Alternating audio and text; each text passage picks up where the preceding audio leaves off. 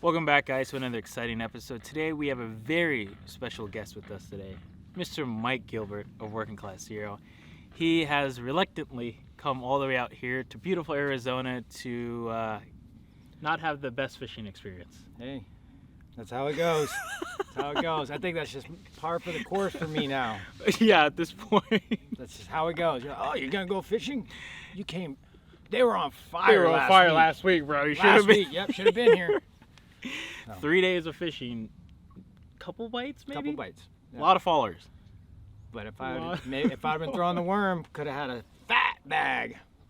It's that simple. Or a minnow. Yeah. If you shook a minnow. Yeah. On them. But it is what it is. That's fishing, right? Can't put the big bait, the big soft bait down. No. Gotta do it. That's definitely it. So today we are going to be talking all about soft swim baits. Of course, he's a guy that makes them. And so we've been having a lot of success throughout our careers as fishermen, and we're going to talk to you guys about it today. So let's get right into today's video. So when it comes down to soft swim baits, a lot of guys might be skeptical about them. You know, for most guys right now, the trend is glide baits. Glide baits, right? And whether that's guys live scoping with the glide baits or maybe a wake bait even where they cast and just simply wind it in. When it comes down to soft bait, a lot of it's not visual, right? Where for the most part, you're casting it pretty far, you're letting it sink down, and you're just kind of steady retrieve, right? And I feel like a lot of guys, they need some type of like input or reaction, or if they can see it, like I feel like it really helps them have confidence in what the bait's doing.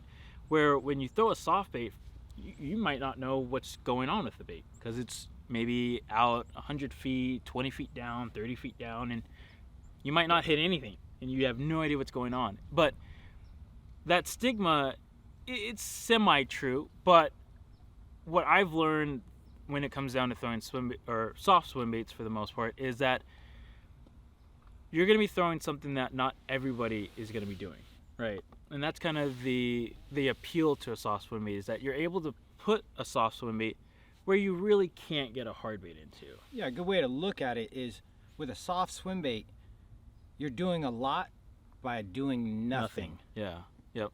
You're doing a lot by doing nothing. It's about the cadence, the resistance you feel on the line, and making contact with cover or structure. Yeah. That's the key. Yeah, right? That's the key with a soft bait, the stealthiness, the natural look of the bait as it's swimming through the water. So I totally understand if you throw your bait out over 20 feet of water and you let it sink 5 feet and you're just retrieving, you don't know, especially if you're new to it. Oh, yeah. You're like, what is that resistance supposed to feel like? So, So there's small nuances, but with time you'll notice certain situations where the soft bait is just maybe outperforming a hard bait in some situations. And so, you know, one situation, obviously it's wintertime now, you know, it's cold, and a lot of these fish, they kind of maybe slow down, they hang off on rock piles in deeper water. And yeah, nowadays with live scope you can sync out glide baits and watch what it's doing and then work your bait. However, my experience with the soft bait, especially whether it's like a top rigged bait like this is the Tyrant 10 with the top hook rig, or a beast hook that's weighted that you can fish on the bottom. With these, I found that this time of year I'm able to basically fish those areas and make contact with the bottom or the cover or the structure that I have out here on my lakes. That could be a fish habitat, could be a rock pile, it could be cables, it could be a wide variety of different things, where personally, I feel like when you're making contact, that's when you get a lot of those bites. And you really can't make that contact when you're fishing a hard bait, or else you're just going to snag, right? And when you snag, you're going to blow out the spot, and those fish are going to be off put by that. So with the soft bait, you can at least put it in areas that you really can't work a glide bait through. Do you feel the same about that, or? 100%, and that's the reason why I love the beast hook application so much on a soft bait, is because it allows me to put a bait where you're not going to be able to put 90-something% of the other swim baits, whether they're soft or hard. I want to put my bait where nobody else is putting their bait. It gives me that advantage. The fish aren't expecting it. It's new to them. that's where the bites happen. So whether it's deep in cover, deep down in a tree or whatever it might be, through the nastiest rocks, or skipping it up underneath a boat, you got cables and stuff, slides right over it. So that's why I love the beast hook. Yeah, the beast hook application so much, and design the baits around that, is because I just have so much confidence in it. In addition to the fact I feel like it's really low profile. There's not a hook that's sticking out. Way down below. Yeah. Yep. So, I mean, you can get into areas if you're really talented with the hard bait, and you can really feed a bait in there, and walk it around stuff. But I'm of that sort. Once you make that cast and you hang up, you blew the spot. So, And sometimes you only get one cast. Yep. And if you blow it, dude, that fish might be like, oh shit, something's going on. I'm shutting down, and I'm waiting it out. Where, like you said, you can throw this beast hook through basically anything, and allowing the fish to see something like that, where you might have a guy only throwing a hard bait in these spots, and the fish are like, yeah, I've seen that 250 come by, or that choppy glide bait 1,000 times. When you're able to throw this bait in stuff and have it come out and through naturally, I feel like those fish are like, whoa, holy shit, that has to be the real thing then. Just because it actually came through and it still swam, and it's not putting off like a bunch of negative cues to it, because it's so, stealthy, and the profile is just perfect on it. So the beast hook honestly has become one of my favorite ways to fish bait. Where before I was a guy that was like, all right, give me like a treble. I need a treble. Like whether that was like on a Magnum or on a HUD or on the Tyrants, like this was kind of like, all right, if I'm gonna bottom bounce, if I'm gonna fish around these areas, I just want that treble hook. But for like the past year or so, 2 years, like something with that beast hook has just really opened my eyes. Especially talking with him about it and how he fishes it, especially like through tules and under docks. It's like, it's kind of a no-brainer. I fish it everywhere because I have full confidence in it. It's not just a cover or structure bait to me anymore. I fish it out and open. But I completely understand the hesitation for a lot of guys, because there is a major learning curve with a beast hook style bait of learning the proper mechanics prior to the hook set. Yeah, absolutely. Where do I need to be? What kind of line pickup do I need before I can hit them, right? Yeah, before I can hit them. But once you get that dialed, oh, it's game on. Oh yeah, it's game on. And you start realizing it, and like just like any soft bait, but whether it's an exposed treble, a single big jig hook, or even the beast hook, a lot of those key bites, and this is something that you have to understand as a soft bait angler, is when you put your bait in the right spot and you're making contact with that cover or that structure, a lot of times that bite is going to take place when you make the contact. Sometimes it even hangs up a little bit. Oh yeah.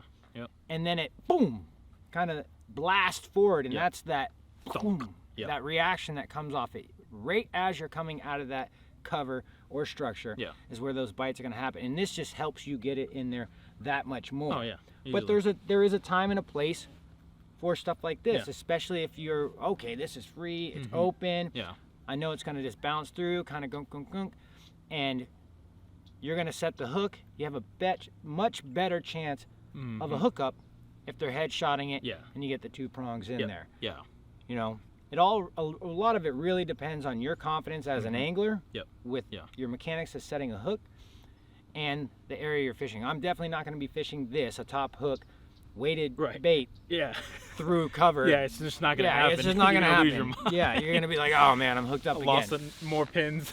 But if you're dealing with boulders, you're dealing with some chunk rock stuff like that all day. You're still gonna hang up here and there, but if you're got the right cadence, the right tempo you're doing, you understand after you spend that time throwing the soft baits what it feels like, and I can predict it, like, oh gosh, I'm coming up to something, right? Yeah, I'm coming up to something, or hey, I need to pick up my cadence a little bit because I'm eating into the rock too hard. Too much, before I know it, as I'm bouncing through, it's only a matter of time. I'm going to bounce through and I'm going to go thunk, and I'm going to be stuck there and I'm going, and then you have to bust out the bait knocker and then you got to go the get spot. it.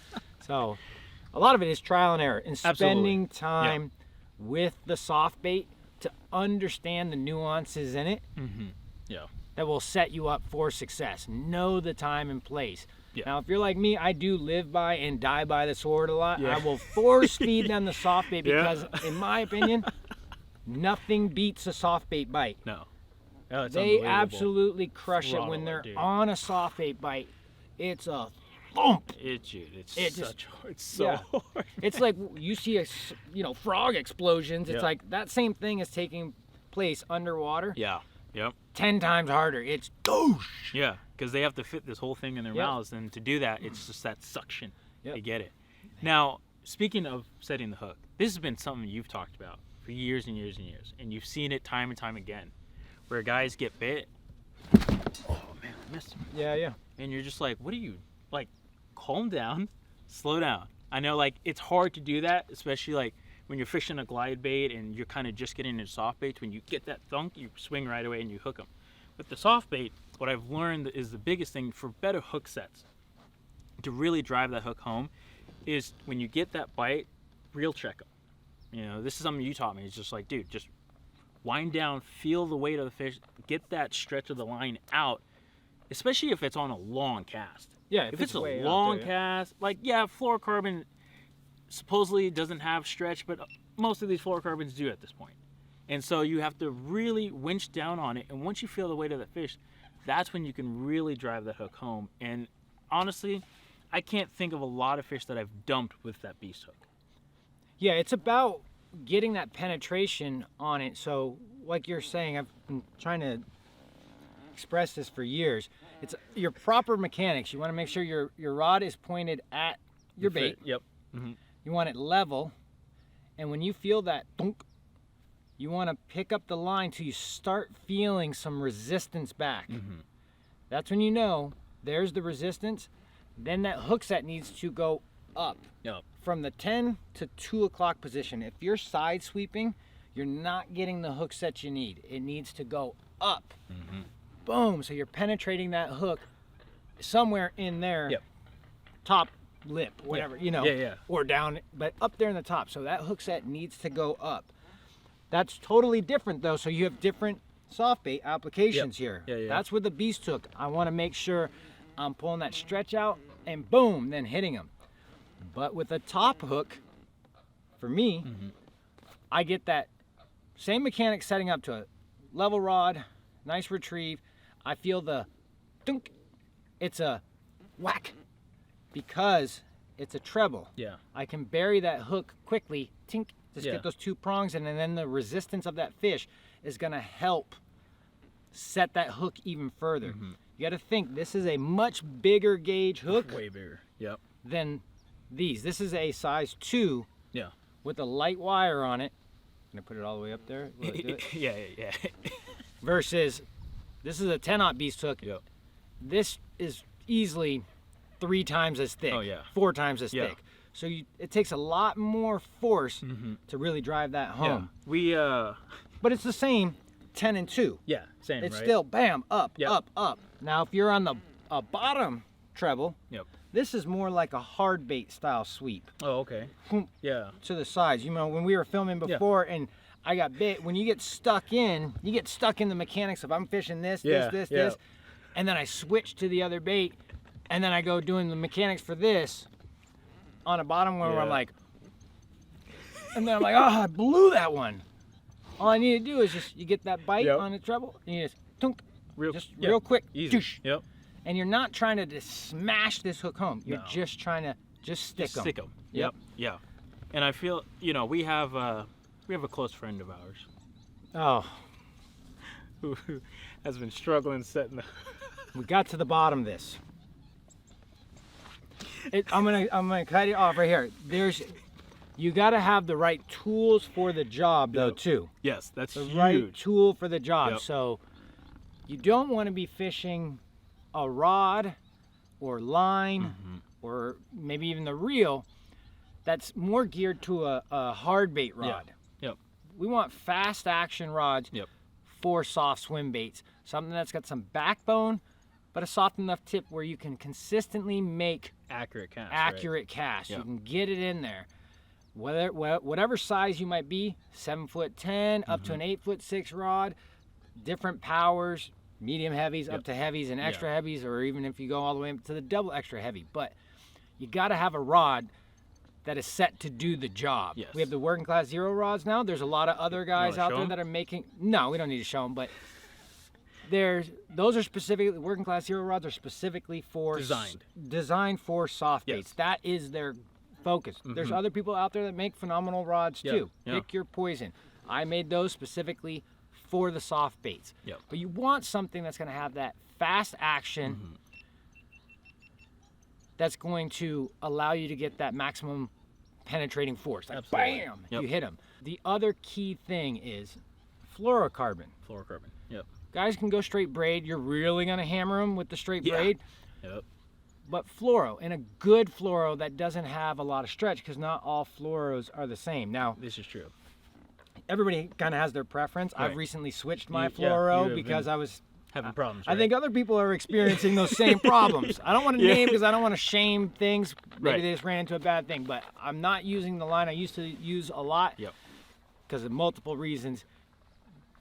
I said, I got to switch. Something's going on here. Something's wrong here. This is bad. So you definitely want a really good fluorocarbon that doesn't have a lot of stretch to really help drive that hook home again. Like another thing with the fluorocarbon is that it sinks. Correct. And so, if you're using a braid, the braid for the most part floats.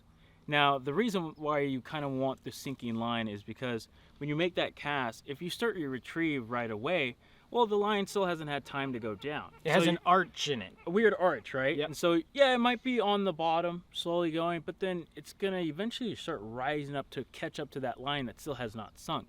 So almost maybe half of your cast you might be like, why am I not on the bottom anymore?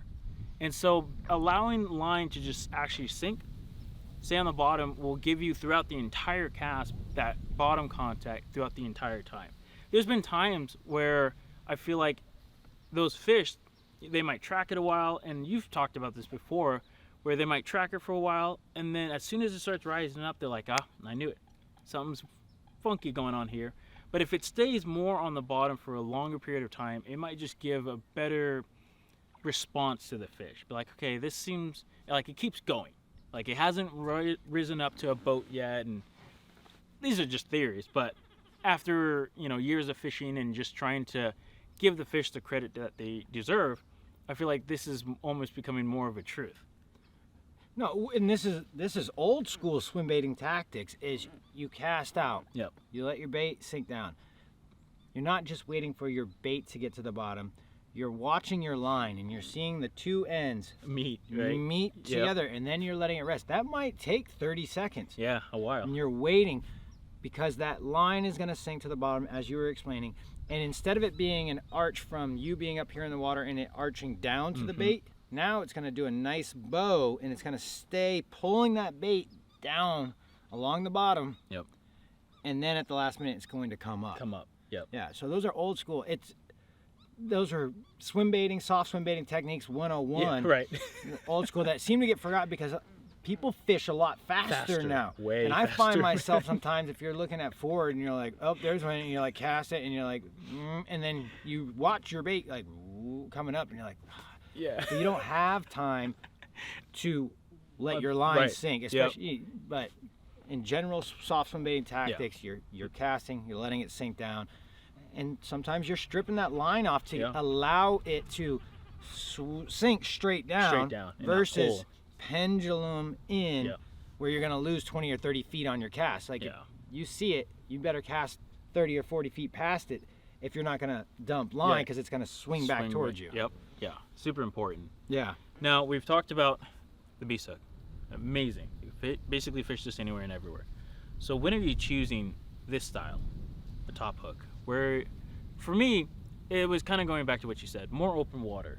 Maybe more like rock piles or sand to like rocky transitions. Like that's where I feel I have the most confidence. But another thing too is sometimes when I'm fishing, let's say like a beast hook tyrant, and I'm fishing it, sometimes I'm noticing that I'm getting a lot of headshots. And it just could be how the fish are eating that day. But I see that, I'm like, okay, let me just switch to this. And so after that, like my 12 pounder that I caught, my PB, that fish just ate it up here. And I'm like, it didn't come from behind and eat the whole thing. I'm like, I don't know if I would have ran a beast hook if I would have hooked that fish. Mm-hmm. And so knowing that, I'm like, okay, like there's definitely applications where I feel like when the fish, for the most part, I think when the fish are feeding on trout or bigger prey items, they always go for the head. Just so it's a little bit easier to, get down the hole and not like come out. So knowing that, that's why I feel like guys will see something like this and be like, wow, that's a giant bait and there's only one hook on the front. And to know like, hey, just so you know, there's a reason for that. And it's because, one, you only need this one hook. For the most part, they're going to come up to that. And if they eat the whole thing, well, perfect. Works that way as well. You don't need to start adding a bunch of stingers and all that stuff. Those aren't the fish that we're after for. Yeah. So when do you like to choose this style over a beast hook? Well, for me, this comes into play if I'm doing almost like a strolling technique now, where I have a lot of line out there. Oh, okay. Way out there. Dumping a bunch of line.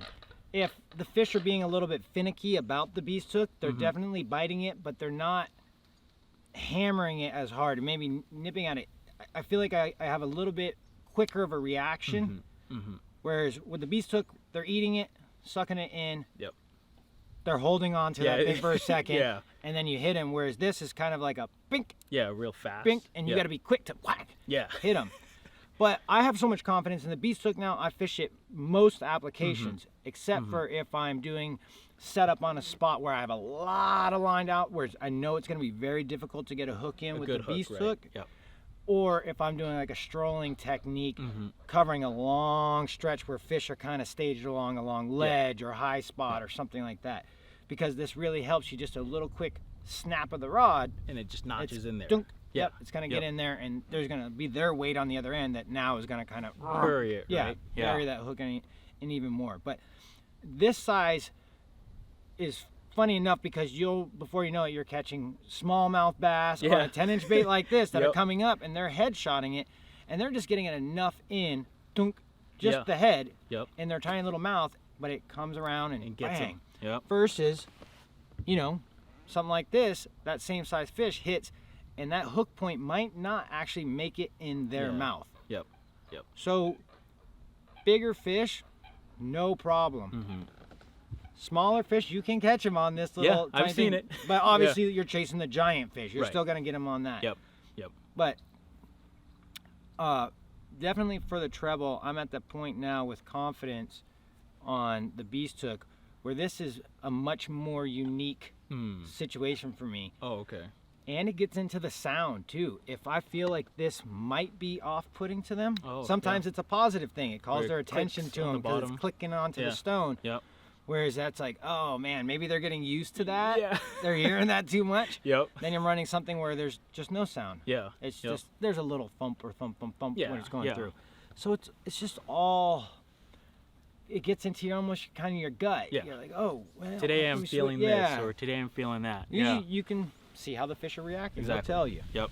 But this is definitely a good confidence builder for guys that are just getting into soft baits. You got to be willing to kind of tweak your bait a little bit. But you're definitely going to have a better experience if you're trying to learn the fundamentals of hooking fish. It's more forgiving too because the hook pops out, it swings free. It's not as much of a panic mode where you got to keep full pressure on those fish. And you see it with the beast hook. If you're over there on the side of the boat like, wee, it's fun. Oh, dude, you're asking for it. You got to keep that pressure on. You have to, because it's a thick hook. It's going to make a bigger hole, right? And if you didn't get a good hook set in it, the only thing that's holding them on, because you didn't even make it past the barb, is just the point in that pressure, and you're just dragging them. So it's very unforgiving. The beast hook is very unforgiving, whereas a treble on the top is very forgiving.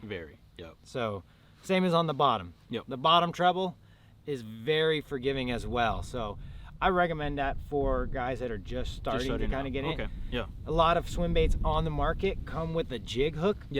That's almost as unforgiving as a beast hook. Honestly. You get a little bit easier penetration out of it, but it's the same. It's a really thick thick hook. Mm-hmm. You got to really drive it home. Yep. And then when that fish starts thrashing, Yeah. there's no play. No. Yep. It's you better keep that pressure on and get them in the boat. Yeah. So, Yep. yeah, that's my personal experience with it, because it's been doing it for so many years now. I have a lot of confidence. Yeah. It's very specific now for that. the treble. Yeah. Yeah. Yep. I love it for obviously top baits, the treble all day long. yeah. Yeah. Like, it works It's amazingly. Yep. Yep. Now, that leads us to the bottom, Mhm. the floating style of soft baits. This is very new, and I feel like you've kind of maybe reignited it. Yeah, obviously, reignited it is a good way to say, because people have made floating soft Yeah. baits before. but that went away, right? And everything was kind of going towards like beast hook, stuff on the bottom, middle of the water column. But a floating soft swim bait, why do you think it works so well? My opinion of why this works so well is because it's something they haven't seen much. It's very natural on the surface. It's not putting off a lot of negative cues to them. There might be specific situations where they want something that's very loud. Obnoxious, that it gets their attention. Yeah. But there's a lot of situations where there's a fish that's just struggling on the surface, or just minding its own business, just like out for a stroll. Yeah. And you have that predator that's down below just waiting for that opportunity to sneak up and just thump, suck them off the surface. Yep. And I think the soft bait, given the right circumstances, is just when those fish are looking up and waiting for things. It might be 20 feet down. They're looking up though, waiting to shoot up and grab. Yeah. They feel it, they see it, whatever it might be. Yeah. They come rushing up to it, and there's nothing that's off-putting to them. No. As long as it's doing its job and kind of rolling, maybe even it flashes a little on the side, it's just very natural. And it depends on how a soft bait is set up on the surface. Old school soft baits were a little bit different. They kind of were a little bit more stable in purpose, where they were a dead sticking soft bait, whereas this is designed to actually swim and be a little bit more erratic Right? on the surface, so you can trigger bites. There's, not to get off topic, but there's definitely guys that will get like a Tyrant 10 or a Tyrant 8, and they'll rig it like how you showed them in your videos, and they get it and they're like, when I swim it, dude, like sometimes it just kind of like rolls on its side, like how do I fix that? And it's like, whoa, no, don't fix that. Yeah, don't fix that. Don't do that. Like that flashing, sometimes like you said, they're like, whoa, what was that? Oh shit, there's something up on the surface. Like that is an intended thing for it to roll and flash. And we've talked to our buddy Jared, who also says like, dude, a lot of my fish that I catch on the floating is like when it's rolling and when it's like super loosey and goosey. If it's track and true, yeah, you'll obviously catch fish, but sometimes when it is kind of rolling and then track true and then roll the other way, like just that little extra flash, a little extra movement can kind of get those fish to actually notice it up on the surface. Yeah, and I think that's a good point that you bring up, is the fish that are up on the surface, and it might be, if you're running out on a slow roll and you just want it to swim nice and perfect, you might catch a little rogue, little wake or something, or there's currents in the water that you're not seeing, that might cause it to flash up for a second. That's going to catch a bass that's down below. It's going to catch their attention, like, what's wrong with that fish? Yeah, something's wrong. Something's wrong with that fish. Maybe that's a negative cue to them, but from my personal experience, I'm trying to create that flash in order to get that attention, spark their curiosity, and they come up and investigate it. And as they come up and investigate it, I take it away from them. So it causes them to engage more, and then that's the bite you're after. That you want that fish engaged in it, and I think that little flash helps it. But if you want to eliminate that, sure, there's those times where I've had it just slow, steady retrieve right on the surface. The fish just want to come up and just grab Super it. easy. And that's just a matter of tuning the bait, heavier weight, so it just stays true, or just not imparting any action. Just don't do anything crazy. So the topwater soft bait bite is an amazing thing to like witness when it's going off. But it's not a cure-all either. No. You have to use the tools as designed and fish top, middle, bottom. Yeah. Yep. Target your structures, target your cover, put the baits where they need to be. You know, they're not magnets. They'll get the, you know, there's a lot less negative cues about soft baits. Yeah. But fish are getting hipper and hipper and hipper to them, especially if guys are sitting there and working a spot too long. Yep. So they will still investigate. But when that bite is on, dude, it's an amazing it's the bite greatest to thing have. ever. They just throttle the baits, Yeah, and that's why it's so addicting for me. Yeah. Yep. I mean, what is your opinion on the top? Because I know you've had some experience Yeah. with it, and you see fish, their reactions sometimes when they react to it. Yeah. It's You're just like, they've never seen this before in their yeah, life. it's different. So the first time I was throwing a floating swim bait was because I was seeing like he was trying it, and I was like, all right, like let me try it on some of my lakes too. I just remember, I think I was talking to you and Jared, and you know, like, dude, they don't eat it from behind. They come up to the head. Like it's like they pass the whole tail, the middle section, they come up to the head and they're tracking it.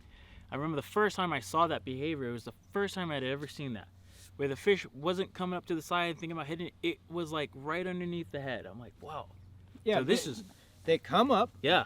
and then your bait's swimming, if it's nice and slow or whatever, and they might kind of swing out a little bit and look at it, their little eyeballs twitching out, looking at it, and then that's where you're like, okay, maybe I can give it a little pop so it kind of flashes, and that might cause them to be like, okay, whoop, and what they're gonna do is they'll run up. Yep. If they don't turn, then I'm gonna be like, okay, do I take it, move it forward on them again and get them to go? Yep. But that is the behavior, and you can watch them. They do that, they're doing that, they do that, and then finally they might go, nope, I'm out of here. Yeah. Or they go, nope, Let me boom, smoke it. Yeah. and that's where that yank, it's the pop of them sucking it in, Yep. and changing direction. They're going the opposite way with it a lot of times. Yep. So it's boom. They want that bait.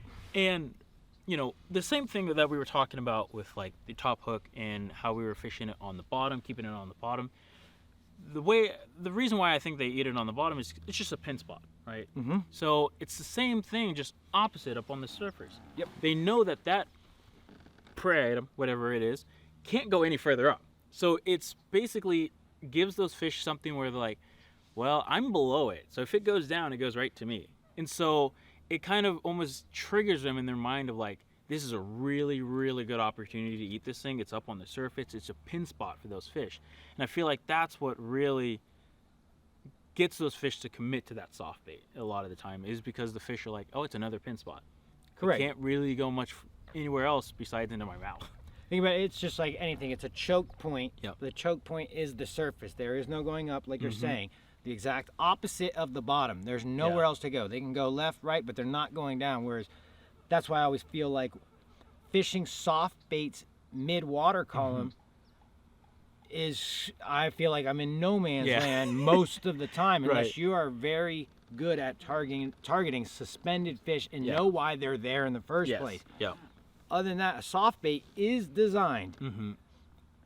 Probably, I'd say in all applications, you're either on the surface or you're on the bottom or very close to it. Yeah. Yeah. If you're fishing water where they eat it mid-water column, that's a blessing, Yeah, bro. call me up, man. Yeah. I need to fish that. That has not, no, that doesn't count if you're skipping docks and stuff. Yeah, but that's around cover, that's yeah. around structure stuff. Yeah. So that's different. That's not a that's not mid-water Yeah. column. I'm talking about over 30 feet and you're fishing it 10 feet down. Yeah. And they're like, yeah, give me that. No man's land. Yeah. But there might be a bite for There's that. definitely places for that. Now, the last thing on the floating swim bait is nowadays with the use of live scope, a lot of guys have it now. And you know, the biggest thing with live scope is being able to target those suspended fish. And I feel like that floating soft swim bait is like the deal for that. Where you can be like, hey, I know there's a rock pile, but you know, when I pull up, those fish are like really high up in the water column. And I can throw out that floating soft swim bait. And just because those fish are only maybe 5 foot below the surface, you can show those suspended fish that might be getting hounded with glide baits over and over and over again, something so natural and so different. Yep. You know, and you know, when we filmed that tyrant video with you, there was many times where you're like, oh, there's a school of them out there. And then you throw out your tyrant and they'd come blasting up on it. And it's like, okay, so we're fishing for fish that are suspended. They're not really on anything. They're just suspended maybe in front of a point or anything like that. And I feel like with today's technology that most people have nowadays, a floating soft swim bait is almost like a no-brainer to try. Yeah, and it's exciting too. Yeah. So you have a little bit more of a luxury when it's a floating. It stays in that strike zone a lot longer. You can swim it up and pause it, and it's doing something that most other baits can't. Yeah. They have not seen it do. It pauses and it bobs there. Yep. Whereas you have a sinking bait, you pause it and it's. So sometimes that bite is just letting it sit there for a second, and it's drawing those fish up. Yep. And then you start swimming it again, and then they're like, oh, the curiosity. Yeah. Yep. It has a lot of drawing power, but again, it's very time and place. There's places where I go, I don't think they ever eat anything off the surface here. Yeah. They don't care at all. Yeah. They want it on the bottom. That's it. Other places, they want stuff off the surface all day long. Doesn't matter. Morning, midday, evening. Doesn't matter. They love it. They love it. Yep. It's just something you have to try. Right. Yeah. And you can do it with your live scope. You can see it. It's a much harder thing to see as a bait on the surface. Right. But a lot of times what you're doing is you're looking at fish reactions. Yeah. If there's fish there, are those fish moving? And if they are moving, that I know where my bait's kind of at. Yeah. You'll see fish repositioning. But you really get to see their behavior too on what they like and what they don't like. Yeah. It's the soft bait thing is just, it's such a thrill to me. Yeah. I love it. Don't get me wrong. Some of my biggest fish are on hard baits. Yeah. But I think we're at a point now where there's some nuance in the soft baits. Yep. There's not as many guys throwing them. They're not as flashy. No. It's not cool. I got them on a paddle tail. Right? Right. Like, whereas like, oh, I got them on this brush tail glide or whatever. I got to chop, chop, chop, bam! I get it. You actually feel like you're doing something. Right. You're working. It's like a punker bite where dudes are like, bow, bow, bow, bow, bow, boom. Yeah. Yep. Versus, dong. Where most of the day it's just nothing. just reeling. And you just look like a goober, like, But you don't look like a goober when they're actually on it because, it's incredible. It's on. Yeah, it's on. It's such a fun bite. I love it. I have so much confidence in it. I feel like they're like some of the old stuff too, like just getting into it, and I've talked about it. I don't think at this point in the game, so many people there's so much access to information out there. There's so much. Remember back in the day, people would be like, you don't throw glide baits in wintertime. Right. Glide baits are a summertime bait. There was a lot of assumptions back then. Yeah. No, my biggest glide bait fish are all in the middle of winter when the water's the coldest it can be. Yep. Same as paddle tail. People say, oh, paddle tails were a summertime type of bait. And you're like, no. You could throw them anytime. Anytime. Use the soft bait as a gauge. If you see everybody else on the lake around you and they're all throwing wedge tails, you'd be like, if they're not whacking them anymore, that might be time for you to be like, I'm going to throw this paddle tail. Yep. Yeah. It's those little differences. They're still both soft baits, but this has a time and place. This has a time and place. Yep. And sometimes it's not off of the season you're in or whatever. It's what everybody else is throwing. And not being successful with, switch it up. Because in my opinion, there's always a soft bait bite to be found. Yeah. Always. You just got to find those fish. Yep. Sometimes they're in the grass eating it. Sometimes they're underneath docks. Sometimes they're just on rock piles or cables even. Yep. Like there's definitely a bite to be had with the soft bait. And once you find it, like Mike said, it's it's honestly my favorite bite. Yeah. I've caught hundreds and hundreds and hundreds of glide bait fish, which are cool. I've watched big fish eat a glide bait next to the boat plenty of times, but there's something about it when you're fishing all day and you've been hitting rocks, cables, docks, like all this stuff, and then you finally feel that thump. You're like, holy shit, that was a fish. Yep. Finally, something bit back. Like, and then you wind down. You're like, this fish has my lure in its mouth. You're like, they don't look. A soft bait doesn't look like it's a versatile bait. No. It looks like it's a one-trick pony. But it's versatile in the way you fish it through the cover or structure. Yep. And the different styles. But also, the part that makes it extremely versatile is where can you fish it compared to a lot of hard baits. Yep. You can put this in a lot tighter areas than you can on the hard baits. And for the most part, you're not going to damage them. You might occasionally like break a beast hook, or you might break a harness inside, or the jig hook on. I've actually done that before on somebody else's. I tossed it in there, smacked the dock or whatever, and then I got bit and I came back and the hook was bent to the side, and I was like, what the hell is that? But for the most part, it's fine. Like, they're really durable baits. You might have to do some general maintenance. Mending it, melting the plastic, but they're extremely durable. They'll last you a long time as long as you don't lose them from not retying or just getting them stuck. And that's just the name of the game. That's the name of the game. You put your bait where you want to get bit, you're going to lose some from time to time. Unfortunately. But they are. They seem like it's a one-trick pony, but they're actually very versatile baits. If you look at the versatility as where can I fish it, when can I fish it, what level of the water column, there's a lot to them. Time of year. Yep. Yeah. That guys just need to, you just got to get out there and try it and throw it. Yep. Pick up a bait and throw it until you actually do start getting fish on it. Yep. There's plenty of good soft baits out there that have caught plenty of fish.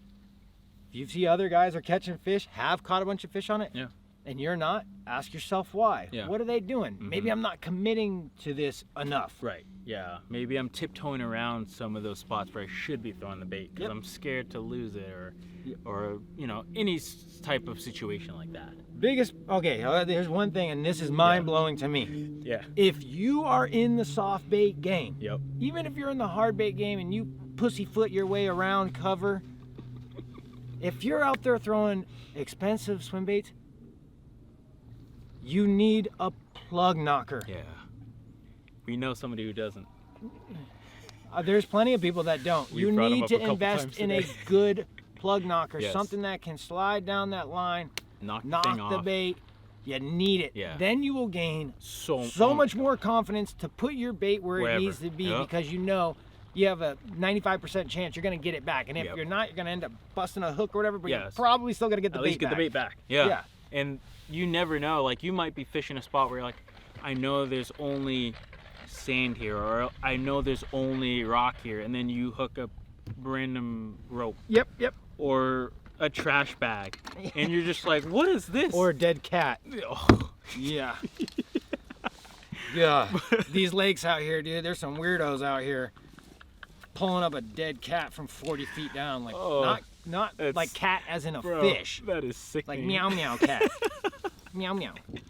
But this will save you so much. And a plug knocker. What, $50 or so? A good plug knocker, and I don't know if he's still making them. I'll actually say it. This plug knocker is really rad. Mag. It's an old school classic. I've had this for years. And it's probably saved me thousands. Thousands upon thousands of dollars, and it costs $55 or something. I mean, maybe you can put it on the listing because the dude was cool. This is really some decent craftsmanship. It's sick, dude. The one that I use is the Toothy Fisherman one. Oh, I haven't seen that one. Dude, that one's sick. It's a little bit bigger than that. They make different sizes, but basically he's just got it. I don't even know what this is. Just a little marker thing you pick up from Home Depot. Oh, really? And it's probably the equivalent of like 200 pound, 300 pound, where you can yank it where you're pulling up. I'm pulling up like, is this the plug to the lake? Like, oh, God. Like, you're pulling something up. And I even have backups of these those? Just in case I end up hooking into something and have to break this one off. But you can't.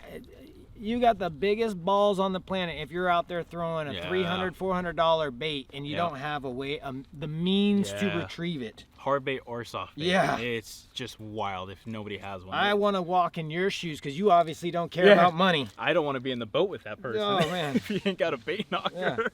I never want to hear about somebody being broke if they're fishing swim baits and they don't own a plug knocker. Because they do not care. They don't care. So, a lot of times a plug knocker too, if it's like a hard bait or a soft bait with a treble, what you'll end up doing is you just bend those hooks straight out and you get it up. Your bait. And it's a lot cheaper to replace hooks, huh? I can't recommend it enough. That's a huge key to soft bait fishing. Absolutely. Yeah. is having a plug knocker. To have so the you can- confidence to throw it wherever you want. Yeah. The only thing that sucks is plug knockers don't work well don't, with these, man. but that's why they don't hang Right. up much. Yeah, they don't. Braid is that thing's worst enemy. Oh yeah. The good old Yeah. braid under here, under the hook, and you're like, oh god, well, oh no. Yeah. That's the- it's done. And that's where you get all the dudes out there that are just throwing straight braid into those trees, and Yep. then they're like, I didn't get it, snip, cut it off. And you're like, oh. Why is there 30 yards of Yeah, braid? yep. And I know my bait's down there somewhere now. It's wrapped in there. It's a goner. Oh no. Oh, it happens too many times. And I make the damn things, and I still Right. cringe about it because I go, I gotta make another one. Right. So. One thing I think we should talk about definitely is retrieves. I feel like everybody kind of gets in the mindset of like, oh my god, I'm not gonna creep it. It's middle of winter. They're only gonna eat it when Oh. I fish it this slow, dude. I didn't hear what you said. You're gonna creep it? I gotta creep it. Oh. Reels, like this is, I mean, That's just trial and error. has it worked in the past? Yes. It still works. Yeah, but This is how you know it still works. So we're talking about the retrieves. yeah, You don't know this, and if you never get the shot, give it the chance. But sometimes you're throwing, you let it sink down, you dump your line, and you start your retrieve back, and you're like, okay, well, they're not eating it on a slow retrieve. Let me go a medium retrieve. Oh, they're not eating it on a fast retrieve. yeah, I'm weighting the bait heavier to get out. Yeah. Sometimes you throw it out, and you're just like, oh, and just that one fish just happens to be right there perfectly. And he gives you the sign. yeah. And that's when you're stripping it out, and then you feel your line go dunk, and you're like, wait, what? My Huh? bait's just sitting on the bottom. And you're like, what the? Oh, Okay. damn it, there was a fish. And then you just kind of like pull it forward. Yep. You do a little reel, pull it forward 5 feet, and let it sit there. And then it's all dunk. And you're like, they do want it Yeah. super slow, Yeah. almost not moving. But Mm-hmm. you don't know unless you go through the paces, paces of of it, right? trial Yeah. and error. And you're like, they're just not biting the soft bait today. And they're like, Right. they're not biting it how you're fishing it. Yep. Yeah. They are biting it, Yep. just not how you're fishing it. And lately, how I've been fishing it. They're not biting it how I've been fishing it either. So, as a soft bait dude, it's really Yeah, devastating. it hurts. And you're like, man, I'm just gonna, okay, maybe I'm just gonna kill it and let Yeah, it sit dead here. stick it at that point. And then you're just spending time going, I feel dumb sitting here just holding it. Yeah. But there's all kinds of different retrieves you can do. You You can can do. Yep. you can impart some action by doing little bursts, Mhm. little speed ups, nice slow rolls. But the common thing that the theme that used to be is like if it's middle of winter, you gotta reel it super Yeah. duper slow. Yeah. I don't believe in any of that stuff anymore. Mhm. I believe in go to your lake, Yeah. figure out how your fish like to eat it, Yeah. and it's going to change throughout time. Yeah. What works at one lake doesn't mean it's going to work at the next another. one. Yeah.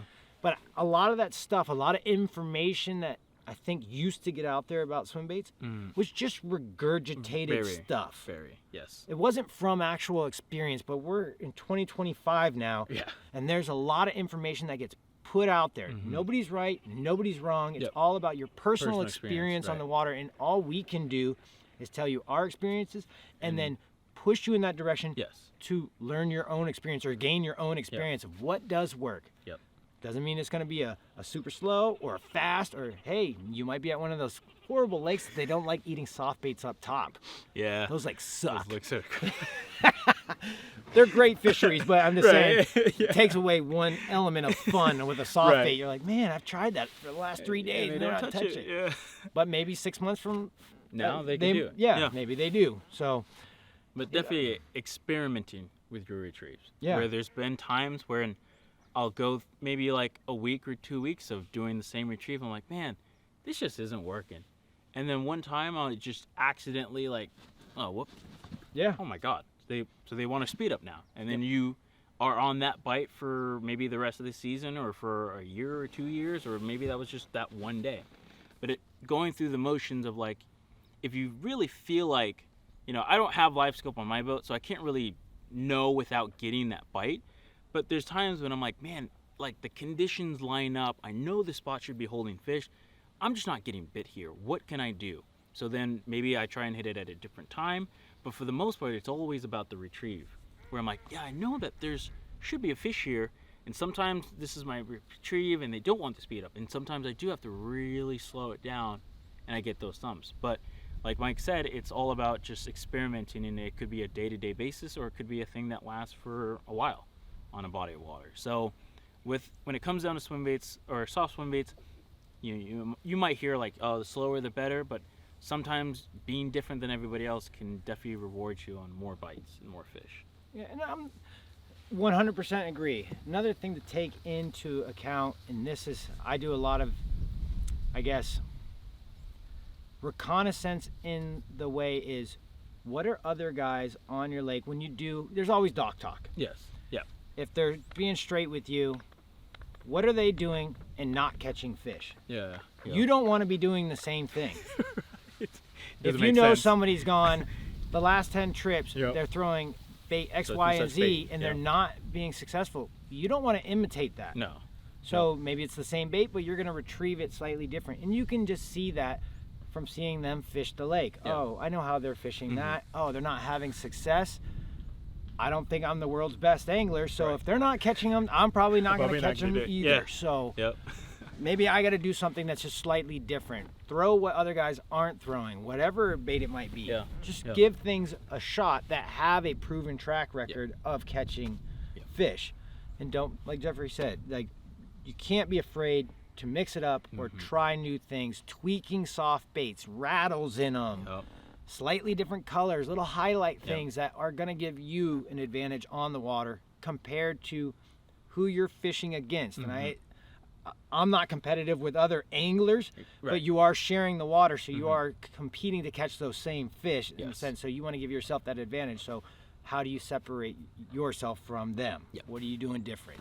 So say it before, it's like, I hate comparing to other angles, because it's an old statement. My wife says I'm an idiot. Like, yeah, bro, everybody knows that. But I think it applies so much in bass fishing, especially swim bait fishing, is comparison is the thief of joy. But you're looking, oh, that dude's catching this and this and this. But you do sometimes need to visualize what other people are doing to adjust to either have a better experience on the water or correct for some type of errors that it might be. Like, Absolutely. not to go off on some tangent, but just don't be afraid of the soft bait. There's a lot to it. There is no right and wrong, except for if you're casting it out and just burning it straight in. Number one rules. What if you come up with like 5 main rules? What would be the number one rule for soft bait? If there were, these are the rules. Oh God. Number one rule. Number one rule, I'd have to say it would have to be get a bait knocker. Yeah, but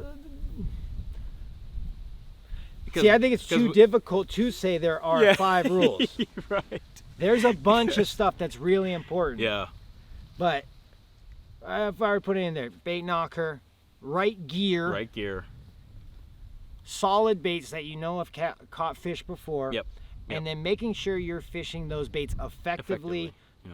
Top, bottom for sure, and you're making contact with cover Yes. or structure and putting those baits where they need to be put. Yep. And then And lastly is like proper hook sets, right? Or Yep. did I already say that? Yeah. No. Yeah. Hook sets. Yeah, I said gear, but hook sets. Yep. You can't be limp wristing this stuff. Please don't. You gotta hammer the You fish. gotta hit them. You gotta hit them. You see gotta guys hit that 'em. hammer them fish. You go, no kidding. We were watching a clip of Manny Chi the other night. Right. This Yeah. guy's running to the back of the boat. Yeah. Ba, ba, ba. So, and you're like, that's a hook set. That's a hook set. That's a hook set. And you I didn't don't lose the fish. Yeah, I don't do the running. Your hips, all that stuff. So, Yep. those are probably the 5 key things on Absolutely. swim To bait, take soft away. swim bait fishing is like, So, what else you got? Anything else? Or are we wrapping this up, dude? That's it. We We already- could do a part 2 sometime. Yeah, amazing. There's a lot more There's a in lot. depth, and I feel like we still kind of went a little bit deeper than Yeah. should. You want to scratch the surface level, but we want to give people Yep. confidence to throw the soft baits Right. because we absolutely love them. Mm-hmm.